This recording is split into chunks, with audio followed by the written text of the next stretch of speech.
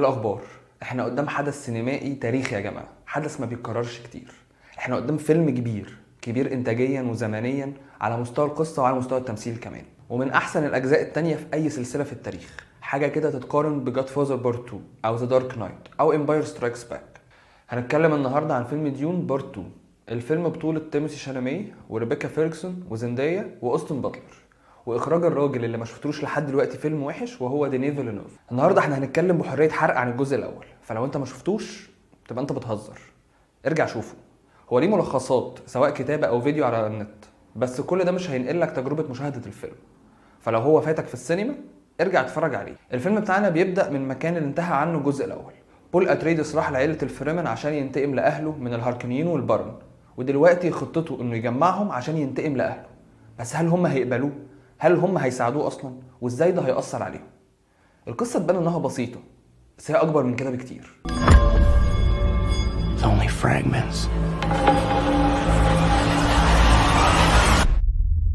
Nothing's clear. الجزء اللي فات احنا كنا بنتعرف عن عالم ديون من بره، بنشوف شكل العالم ده عامل ازاي، بنعرف عن الناس اللي معانا والشخصيات اللي معانا صفاتهم وصراعاتهم عاملة ازاي. الجزء ده بقى مختلف، احنا في مركز الاحداث، احنا جوه، احنا عرفنا كل حاجة خلاص، وكل حاجة بنعرفها عن الشخصيات الرئيسية او العائلات اللي موجودة معانا في الكوكب بتغير نظرتنا ومفهومنا للعالم ده. الفيلم من اول مشهد بتبدأ فيه مزيكا موترة عشان تحسسك بالتوتر اللي انت هتحس بيه طول الفيلم. حاجة كده بتقولك ان انت داخل على قصة مش سهلة اصلا. الفيلم تكملة للجزء اللي فات من كل المميزات اللي كانت فيه، وزيادة عليه تعقيدات في القصة وطبقات اكتر في المشاكل اللي هتقابل ابطالنا. عدد الشخصيات الرئيسية معانا في الفيلم ده اكتر بكتير من الجزء اللي فات، وده هيبان في الاسامي التقيلة اللي معانا في الكاست، زي ليا سيدو وفلورنس بيو، كريستوفر ووكن وديف باتيستا. طبعا زيادة عليهم الممثل اللي انا بحبه هو وصوته خافير بارديم. المرة دي احنا عندنا الامبراطور وبنته، جماعة بني جيسرين اللي بيحركوا كل حاجة عن طريق الاشاعات بس متداريين، عائلة الادريدس او اللي اتبقى منهم، جماعة الفريمن اللي عايزين ينتقموا من الهاركونيين، والهاركونيين نفسهم والبارون بتاعهم اللي عايزين يثبتوا للامبراطور ان هم العيلة اللي تستحق ان يبقى ليها النفوذ الاكبر على الكوكب بتاعنا. كل دول علاقتهم متشعبة ومتداخلة بشكل محكم. انا كنت داخل مستني قصة انتقام، لكن لقيت الموضوع اكبر من كده بكتير. احنا بنتكلم في سياسة ودين، اتفاقيات وخيانة، قصة نبوءة بتتزرع في شعب غلبان مستني المخلص اللي هيجي يخلصهم، اللي هينقلهم من العذاب للنعيم، من الصحراء للجنة الخضراء. الكل مستني النبوءة دي تتحقق، لكن اصل اللي جاي يحققها مش مصدقها، فهتتحقق ازاي؟ كان في تصريح من كام يوم لمخرج الفيلم ديني فيلنوف بيتكلم على ان الحوار بالنسبة له هو مش اهم حاجة، هو الاهم بالنسبة له الصورة هي اللي بتعلق معاه. هو بالنسبة له مش هيطلع من الفيلم والجملة هي اللي معلقة معاه. حتى لو التصريح ده احنا مش هنتفق معاه، فده حاجة ما تخوفش. الفيلم نفسه الحوار فيه قوي جدا، والقصة قوية جدا وهتشدك من اول لحظة، وهتطلع من الفيلم ده بجمل حوارية هتعلق معاك. الفيلم تقريبا 3 ساعات الا ربع، ولو انت بتحب السينما وعالم ديون اؤكد لك انك مش هتحس بلحظة ملل. انت من اول دقيقة بتشوف ملحمة، بتشوف حاجة بتحصل قدامك مش بتتكرر. وما اظنش ان في حاجة هتعدي الفيلم بالسكيل الكبير ده، على الاقل لحد ما نشوف الجزء الثالث. الناس في السينما لما الفيلم خلص والكريدتس ابتدت تنزل كانوا لسه قاعدين، احنا كلنا ما اتحركناش، قاعدين لسه بنحاول نستوعب احنا شفنا ايه اصلا. احداث الفيلم نفسه في حاجات كتير ممكن تربطها بالعالم بتاعنا دلوقتي، سواء مع شخصيات او عائلات او دول، حاجات بتحصل في عالمنا دلوقتي او في الماضي.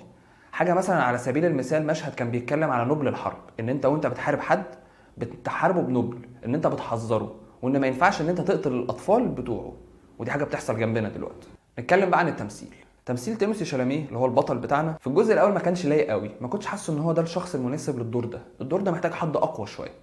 لكن في الجزء ده بقى اقنعني، بان قوي ان هو ده الشخص المناسب، كأن الدور ده مكتوب ليه هو بس. رايق كده وهو بيمثل، ما بيعملش مجهود كبير.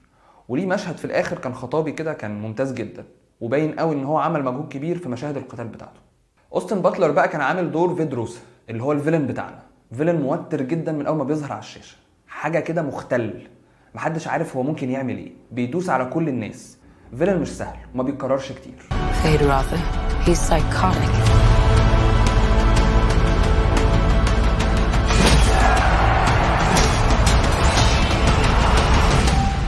ريبيكا فيرجسون بقى بدور ليدي جيسيكا مديه تقل للفيلم، من اول الفيلم لاخر الفيلم هي شداني، تعبيرات وشها لوحدها بتعبر عن كل حاجه ومن غير اي حوار. طبعا بقى التصوير مع استاذ جريج فريزر كان تحفه، يعتبر هو الوسيط ما بيننا وما بين العالم المهول ده، وكالعاده الصور بتاعته بتتحط في متحف لوحدها من كتر حلاوتها. والمزيكا مكمله معانا من الجزء اللي فات، والمره دي احسن كمان. انا حاسس ان انا كنت قاعد في السينما شبه الميم بتاع سكورسيزي اللي هو زيز السينما، اللي انا قاعد مبسوط ومستريح على الاخر، حواسي مبسوطه من اللي انا بسمعه واللي انا بشوفه. هو بدري بس اظن ان لو هيلدر جناتور بتاع جوكر، واتمنى اكون قلت اسمه صح اصلا، لو هو يعني ما عملش معجزه في الجزء الثاني بتاع الجوكر، فاظن ان الاوسكار الثالثه محسومه لهانز زيمر. اتمنى بقى المره دي الاكاديميه ما يكرروش الضحك اللي عملوه المره اللي فاتت لما رشحوا الجزء الاول ل10 جوائز اوسكار ونسيوا يرشحوا المخرج. المره دي بقى لما يجوا يرشحوا ل10 جوائز يا رب ما ينسوش المخرج معاكم.